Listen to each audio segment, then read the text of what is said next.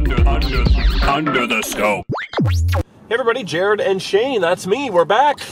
Another Finger guns. It's a scope movie review, Jared. It's been a little while, hasn't it? What was the last one we saw? T2 Trainspotting, I think? Probably Trainspotting 2. I saw Ghost in the Shell, but I did not review it because I went to the bar with Romeo afterwards and drank beer instead. Sorry.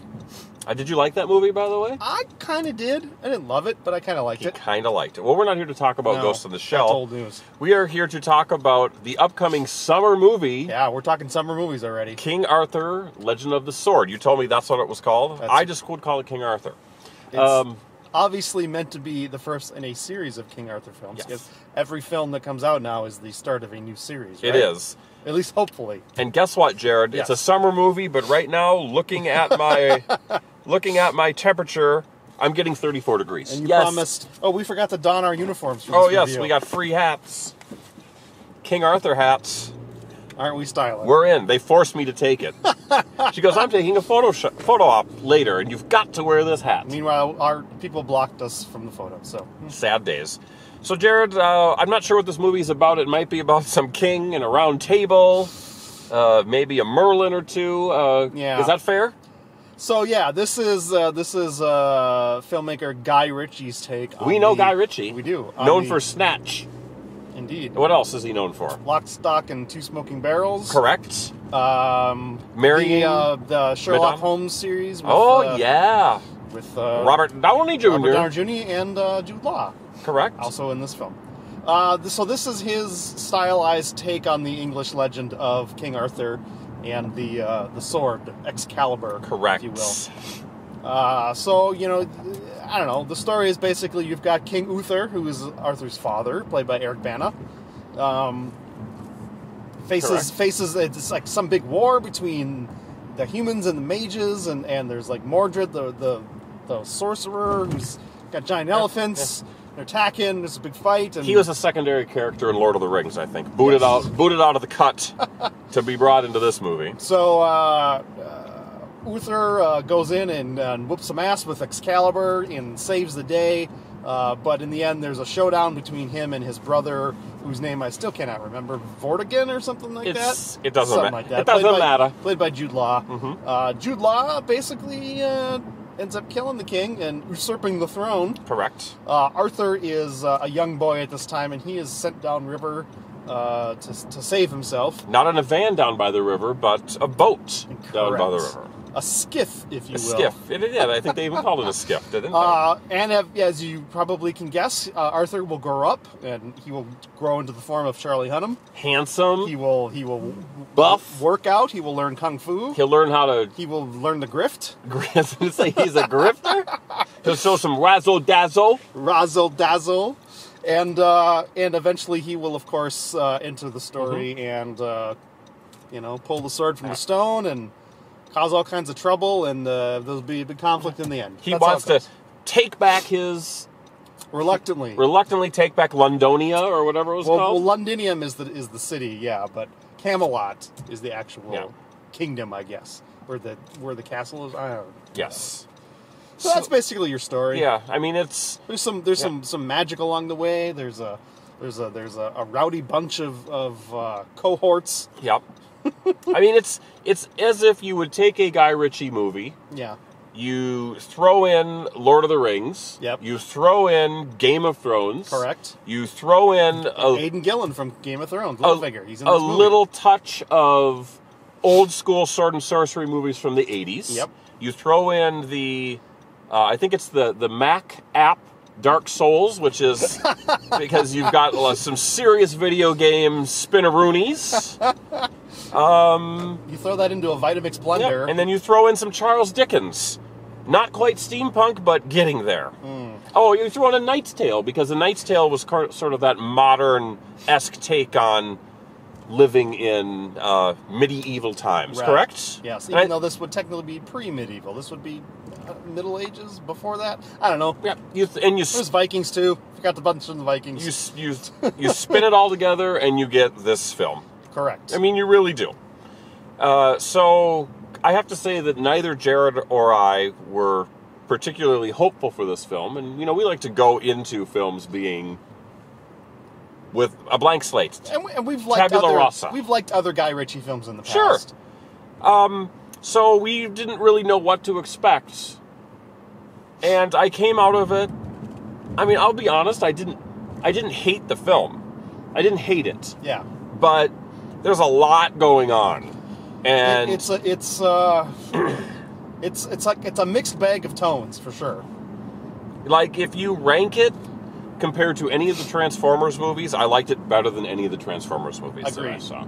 I mean, this is a summer movie, you know, fair and square, clean and simple. I don't even know, pure and simple. Yeah, I mean, but it's very lightweight. You get a lot of character archetypes, not really much character development. No, other than Arthur, but you kind of know where Arthur's headed anyway. I mean, you've literally got a couple of scenes ripped out of any Guy Ritchie movie where they're sort of explaining the situation in this quick cuts and not kind of a non-linear fashion. Yep. Honestly, those were my favorite parts. Yeah, I mean they were totally trite. Yeah. I mean, completely and utterly, like, we've seen this before. You're thinking, does Guy Ritchie have any other tricks up his sleeve?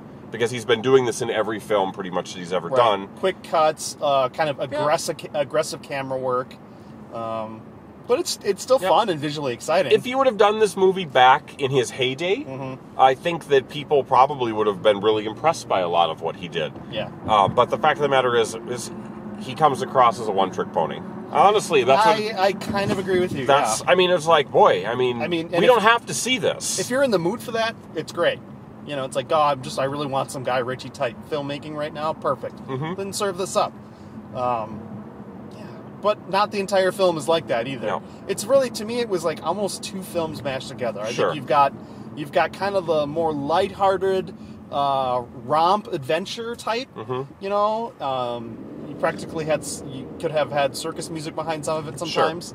And then you've got the really dark, more Lord of the Ringsy side of it. And I don't think the two halves necessarily work well together. I found myself, when it took itself too seriously and it got super, super dark and super magical, I found myself kind of going, not really feeling this. Been there, done that. When it was more happy fun, like the grift on the grift in the town, that was much more exciting to me. When it was like we're going to be weird, we're going to be anachronistic. Doesn't really matter. It's like, this is Age of Camelot, but you know, there's going to be some medieval stuff in here. There's going to be some lingo that's way more modern than it should be, but we're not going to really care. And I was fine with that. It just because it wasn't, although it wasn't consistent. No, either not consistently used each theme and each tone.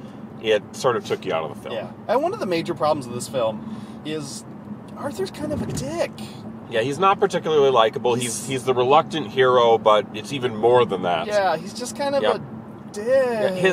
His character arc of redemption, which we've seen it a million times in many movies and in mythology. Oh yeah, we're going to your house. Yes. In mythology, there has to be some sort of redemptive crescendo at the end of it, and it really wasn't.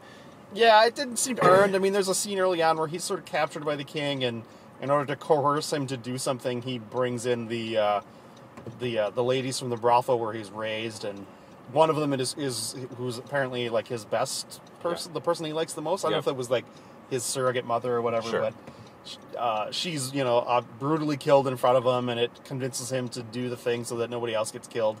But then he went back to his other. But then he escapes, and presumably the rest of them would have gotten murdered because he escaped. Yep. And he didn't seem to be remorseful or anything. It's like there's a lot of little threads that just were not taken all the way through to where they should have been. So and along with that, Jared, the film itself is the cinematography is dark. It is cloudy. It is an utterly muted palette, with the exception of the first few scenes with his father when he's a kid. I mean, they were wearing the golds and the silks and the reds and that sort of thing. But it's dark. It's wet. It's cloudy. Sometimes it's hard to tell what's going on. And the fight scenes when Arthur's in full Excalibur mode are just it's like Soul Calibur and Tekken. Yeah, it's very obviously CG. Yep. It's dynamic. It's interesting to a point, but You'll have to point out your turn because I. Yep, it's hard to tell. run right here. What, right here? Right here, yep. Where's the road? There it is. Yeah, I mean, so getting back to the fight scenes, it's fakey. It's somewhat interesting, but at the same time, it pulls you out completely. Yeah. It's definitely a style that maybe you're into, and I mean, it pulls definitely from video games, and that's an aesthetic that I think, a younger audience is definitely going to be into, so I guess I can't fault them for that. Sure. Yeah, it's a calculated thing. Yeah. But yeah, beyond that, it's sort of, it is what it is. Yeah, it is what it is. Is what it is. It's a mix.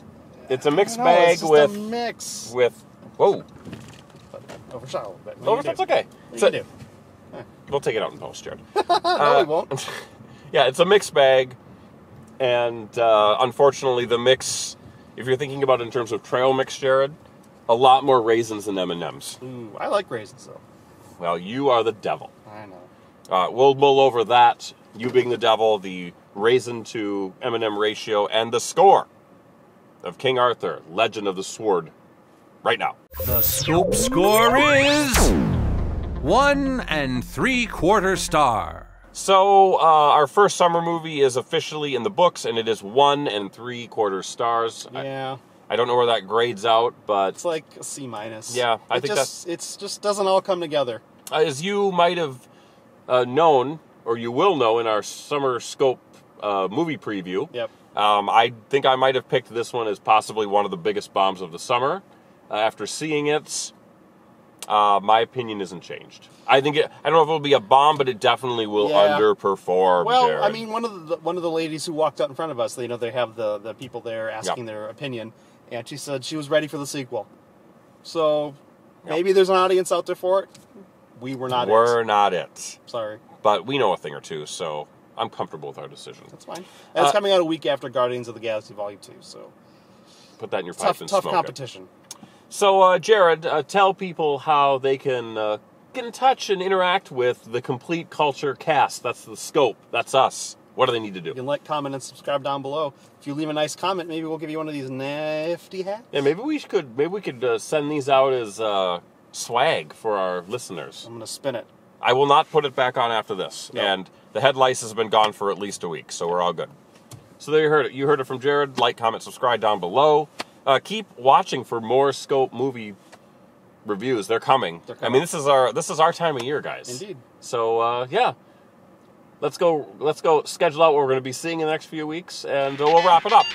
So until next time, bye for now.